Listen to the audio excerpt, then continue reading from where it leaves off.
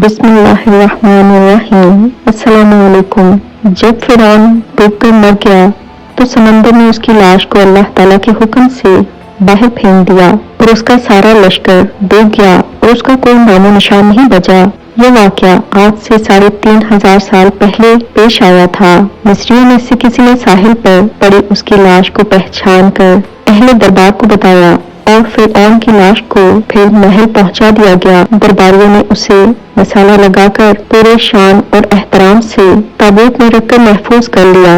اس حنوط کرنے کے عمل کے دوران ایک ایسی غلطی ہو گئی کہ فرعون جس سمندر میں ڈوب کر مرا تھا تو مرنے کے بعد کچھ عرصہ تک پانی میں رہنے کی وجہ سے اس کے جسم پر سمندری نمکیات کی ایک تہ جمی رہ گئی تھی۔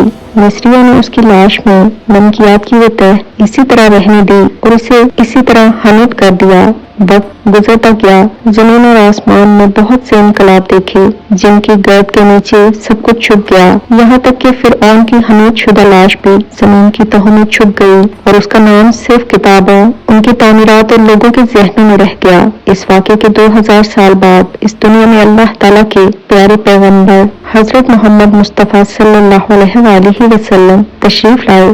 ان پر نازل ہونے والی کتاب قرآن مجید میں تفصیل کے ساتھ بیان کیا گیا اور فرعون کا جسم محفوظ کرنے کی آیت نازل ہوئی۔ اس کی سچائی پر سب اہل ایمان کا پختہ یقین تھا، لیکن سب یہ سمجھنے سے قاصر تھے کہ اس خدائی کا دعویٰ کرنے والے کی لاش کہاں محفوظ کی گئی ہے اور کیسے اسے عبرت کا نشان بنایا جائے گا۔ 1871 میں مصر سے تعلق رکھنے والے غریب اور معمولی چور احمد عبد الرسول کو فرعون کی حنوط شدہ لاش کی طرف جانے والے خفیہ راستے تک رسائی مل گئی۔ احمد عبد الرسول موادرات چوری کر کے بیچا کرتا تھا۔ ایک دن وہ دریائے نیل کے کنارے کے قریب پھر رہا تھا جب اسے ایک خفیہ راستے کا پتہ چلا۔ وہاں وہ موادرات کی چوری کے لیے کھدائی کر رہا تھا کہ اسی دوران اسے کچھ لوگوں نے پکڑ لیا اور پولیس کے حوالے کر دیا۔ وہ جس جگہ کو کھود رہا تھا وہاں سے ملنے والے راستے کی جب مسلسل کھدائی کی گئی تو 1891 میں دوسری مومیوں کے ساتھ اسی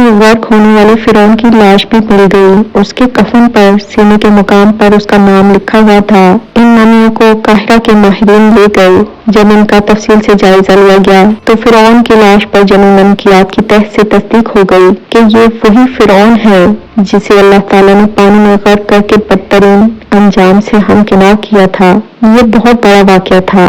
اس کی تصدیق کے لیے دنیا کے ماہرین آثار قدیمہ اور تاریخ دان مصر کی طرف بڑھے۔ مختلف سائنسی تحقیق کرنے کے بعد دنیا بھر کے سائنسدانوں نے تصدیق کر دی کہ دوسری سب لاشوں کی نسبت سے صرف فرعون کی لاش پر ہی سمندری نمکیات کی تہ جمی ہوئی تھی۔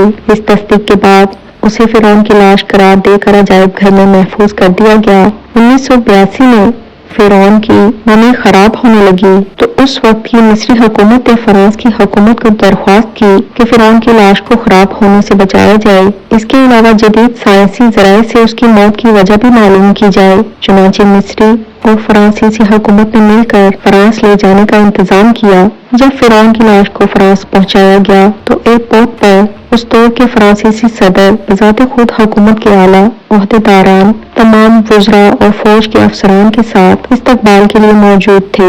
فرعون کی لاش کا استقبال کسی عظیم زندہ بادشاہ کی طرح کیا گیا اور فوجی دستوں نے سلامی بھی پیش کی۔ فرعون کی لاش کو ماہر ڈاکٹروں کی ٹیم کے حوالے کیا گیا۔ اس ٹیم کی سربراہی ڈاکٹر مورس بھی کر رہے تھے۔ مائکروسکوپ ٹیسٹر کے ذریعے اس کی لاش کے تمام اجزاء کا باریک بینی سے جائزہ لیا گیا تو معلوم ہوا کہ اس کی لاش پر سمندری نمکیات ابھی تک موجود ہیں اور موت کی وجہ بھی پانی میں ڈوبنا بتایا جاتا ہے۔ ایک بادشاہ کی موت پانی میں ڈوبنے کی وجہ سے ہوئی، یہ ڈاکٹر مورس کے لیے حیرت کی بات تھی۔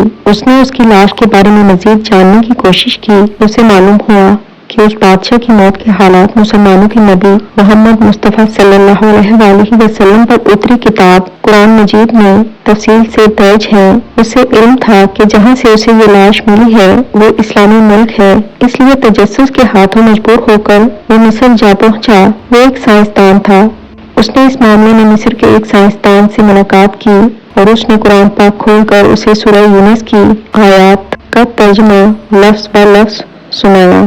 فرعون کا خدائی دعویٰ کرنا، اس کا پانی میں ڈوب کر مر جانا اور پھر پانی سے نکال کر اس کی لاش کا حنوط ہو جانا اور پھر دوبارہ لاش کا ملنا، یہ بہت واضح اشارے تھے اور قرآن میں لکھا تھا کہ تجھے بعد میں آنے والوں کے لیے عبرت کا نشان بنا دوں گا۔ فرعون کی لاش اسے محفوظ کر کے دنیا کے سامنے لا کر رکھ دی گئی ہے کہ انٹرنیٹ کی ایک کلک پر ٹی وی چینلز اور عجائب گھر میں اب وہ انسانوں کی آنکھوں کے سامنے قابل ترس حالت میں موجود ہے، اور اللہ تعالیٰ نے اسے عبرت کا نشان بنا دیا ہے تاکہ ہم سب لوگ یہ جان لیں کہ عبادت کے لائق اور ہمیشہ رہنے والا وہی ایک واحد خدا ہمارا خالق رازق اللہ ہے۔